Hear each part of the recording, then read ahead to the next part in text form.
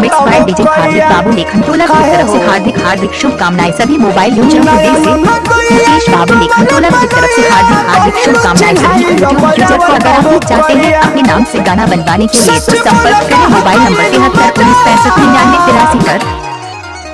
कहावा में ननदो बुढ़नीला सारलू कहावा फरवालू फरा कहो कहावा में ननदो बुढ़नीला सारलू कहावा फरवालू फरा कहो।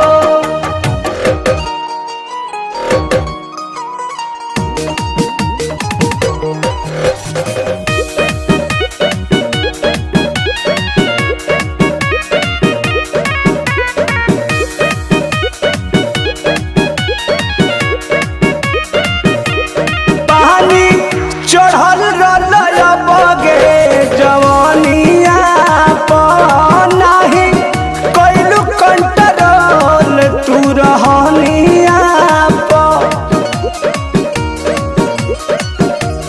पानी चढ़ल रलया बगे जवानिया नाही कैलू कंट्रोल तू रहनिया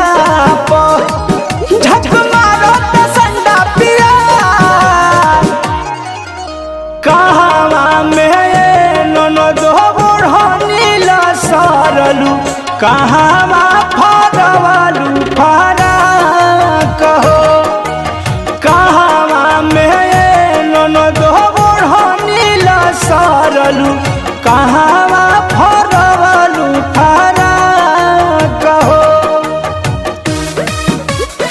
मिक्स बाय डीजे खादिर बाबू लेखन टोला की तरफ से हार्दिक हार्दिक शुभकामनाएं। सभी मोबाइल यूजरों को दिल से मुकेश बाबू लेखन टोला की तरफ से हार्दिक हार्दिक शुभकामनाएं। सभी यूट्यूब यूजर को अगर आप भी चाहते हैं अपने नाम से गाना बनवाने के लिए तो संपर्क करें मोबाइल नंबर 73 19 65 99 83 पर। कृष्णा बेदरतिया गइलू परमोध के भिरी यही खातिर नहीं छोड़ल रहल तहरा के फिरी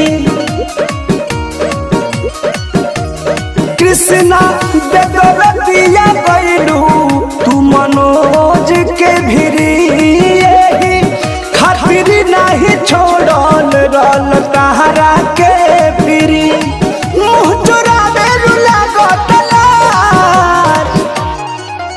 कहावा में ननदो बुढ़नीला सारलू कहावा फरवालू फरा कहो कहावा में ननदो बुढ़नीला सारलू कहावा फरवालू फरा कहो।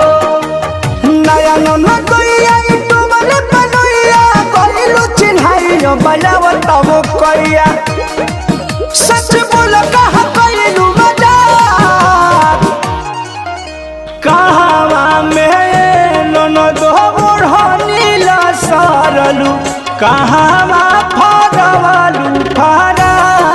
मिक्स बाय डीजे खादिर बाबू लेखन टोला की तरफ से हार्दिक हार्दिक शुभकामनाएं। सभी मोबाइल यूजरों को दिल से मुकेश बाबू लेखन टोला की तरफ से हार्दिक हार्दिक शुभकामनाएं। सभी यूट्यूब यूजर को अगर आप भी चाहते हैं अपने नाम से गाना बनवाने के लिए तो संपर्क करें मोबाइल नंबर 73 19 65 99 83 पर।